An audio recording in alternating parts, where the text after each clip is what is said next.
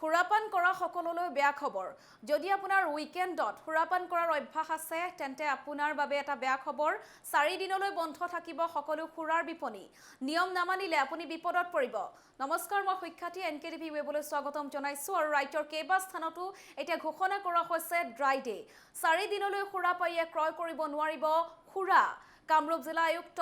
দেৱকুমাৰ মিশ্ৰৰ ঘোষণা কৰিছে সিদ্ধান্ত সুৰা বিক্ৰী বিতৰণ আৰু সেৱানত সম্পূৰ্ণৰূপে নিষেধাজ্ঞা আৰোপ কৰা হৈছে 4 দিনৰ বাবে আবকাৰী চক্ৰৰ অধীনত সকলো ভাৰতত নিৰ্মিত বিদেশী সুৰা বিয়েৰ বিক্ৰী আৰু খুচুৰা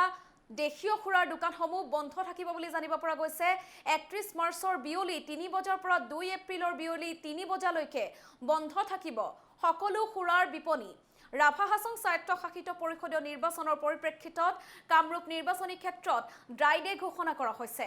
কামৰূপ জিলাৰ বকু ছয়গাঁও আৰু মিৰ্জাত কাৰ্যকৰী হ'ব এই নিৰ্দেশ জিলা আয়ুক্তগৰাকীয়ে ভোট গণনাৰ বাবে নিৰ্ধাৰিত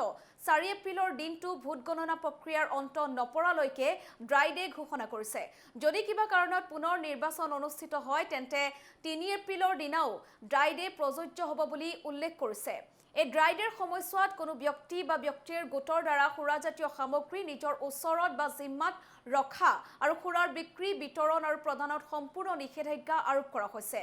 লগতে দাঁতিকাষৰীয়া এলেকাত থকা ৰাজহুৱা বা ব্যক্তিগত হোটেল খাদ্যগৃহ সুৰা বিক্ৰী বা সেৱনৰ সুবিধা আগবঢ়োৱা প্ৰতিষ্ঠানসমূহত সুৰাজাতীয় সামগ্ৰীৰ বিক্ৰীত নিষেধাজ্ঞা আৰোপ কৰা হৈছে নিৰ্দেশ উলংঘা কৰিলে অসম আবকাৰী আইন আৰু বিধিৰ প্ৰাসংগিক ধাৰা আৰু জনপ্ৰতিনিধিত্ব আইন 1951ৰ ধাৰা 135 গড় অধীনত ব্যৱস্থা লোৱা হ'ব